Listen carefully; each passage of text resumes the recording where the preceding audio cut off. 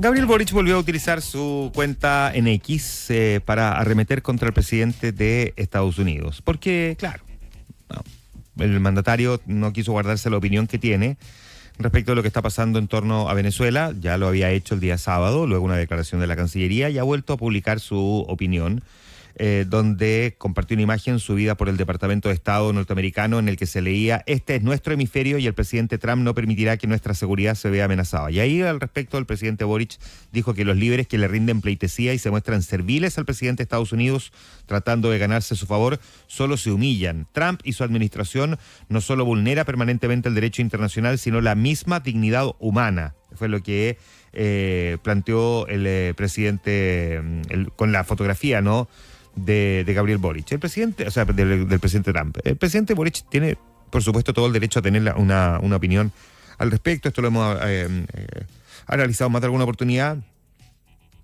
Pero el presidente sigue siendo jefe de Estado, no solamente jefe de gobierno, como tener una opinión política. Jefe de Estado, y a esta altura la verdad es que el mundo está demasiado tenso, las cosas que se están viviendo son extremadamente delicadas. Estamos viendo a Donald Trump, ya vamos a hablar de esto, amenazando ahora con tomar Groenlandia. Salir a torear no tiene mucho sentido. La verdad es que además el punto del presidente Boric no es de derecho internacional, no es del orden mundial, sino que fundamentalmente pareciera estar hablándole a sectores políticos internos aquí en Chile, tratando de marcar una posición como para, digamos, sacar al pizarrón a sectores fundamentalmente de derecha, digamos, que han tenido una mirada diferente a la suya sobre lo que ha hecho el gobierno norteamericano, mucho menos crítica, por cierto, de la intervención militar estadounidense en Venezuela. Entonces, a esta altura, digamos, estar jugando con los tuiteos, digamos, hasta esta altura, no sé si es muy pertinente o útil. Creo que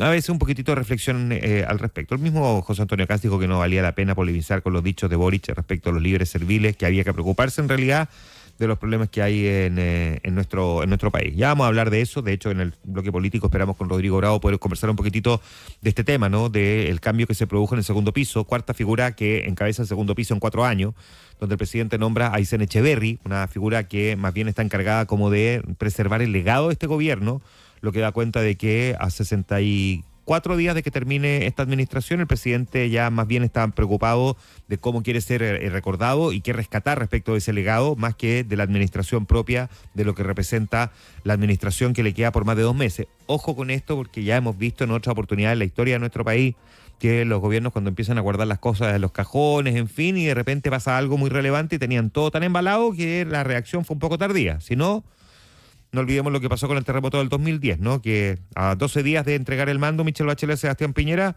tuvimos que empezar a reabrir los cajones, a sacar los papeles y a, digamos, volver a prender los computadores, y en la tardanza sabemos que hubo una reacción también bastante tardía. No sé si es tan buena idea estar, digamos, más preocupado del legado que otra cosa. Pero bueno, como sea, ya vamos a conversar de eso con Rodrigo Bravo, nuestro editor de política, más adelante. Pero el presidente Boric ya volvió a marcar su punto. José Antonio Kast no entra en el debate con la izquierda en ningún aspecto ha querido marcarlo. Le preguntaron ayer respecto de la salida de la embajadora de Nueva Zelanda o de la embajadora de Chile en Nueva Zelanda, Manaí Pacareti, y Kast tampoco quiso enganchar. Dijo que cuando sea él el presidente, la gente tendrá claro cuáles serán las decisiones que se adopten cuando alguien no respeta la, digamos, institucionalidad como corresponde. Ya vamos a hablar también del caso de la embajadora. Solamente quiero volver respecto de lo que está pasando en torno a Chile,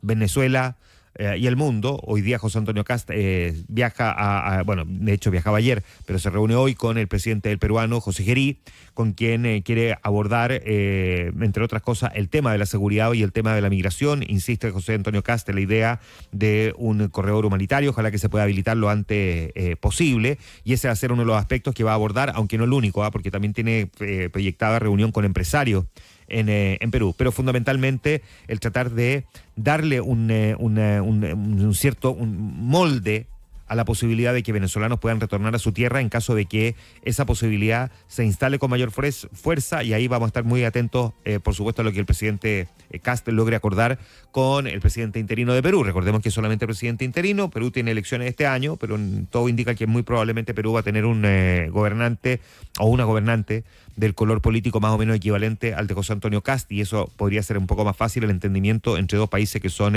fronterizos. José Antonio Kast, que todo esto ayer vivió una situación un tanto inesperada. No sé si pecó por exceso de entusiasmo o por la necesidad de calmar la ansiedad de los empresarios, pero una reunión que mantuvo con la CPC y la SOFOFA, comentando por supuesto cuáles son los planes que él tiene proyectados hacia adelante, entre otras cosas poder acelerar proyectos de inversión. Les reveló que Jorge Quiroz va a ser el próximo ministro de Hacienda. Hasta ahora el gabinete no se conoce. De hecho, justo ayer se había dicho que es muy probable que el gabinete se anuncie en la semana posterior al día domingo 18 de enero.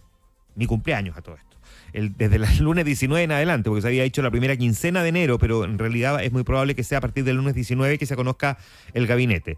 Y sin embargo, el mismo día en que se fija como la semana de fecha para anunciar el gabinete, una cuestión que en teoría se supone que ha sido resguardada muy, muy férreamente, tuvimos por un lado José Antonio Kast ya confirmando quién va a ser el ministro de Hacienda. No había mucha duda, no fue una sorpresa en todo caso, pero a Ruth Hurtado en una entrevista también revelando nombres que ya también están confirmados para el gabinete, como es el caso de Claudio Alvarado, tampoco es una gran sorpresa, Martín Rau, que muchos piensan va a ser el ministro de Obras Públicas, e Iván Poduje, lo que muy probablemente sería en Vivienda. Después ella trató de mantener silencio, pero en el fondo se les arrancaron 4 nombres de en un solo día, por lo que esa estrategia de sorprender con el gabinete completo probablemente se ha empezado como a desgranar un poquitito, producto de, no sé si la ansiedad, la incontinencia, o porque precisamente, claro, todavía faltan 10 días, ¿no? 12 días de hecho, para que eventualmente podamos conocer ese gabinete.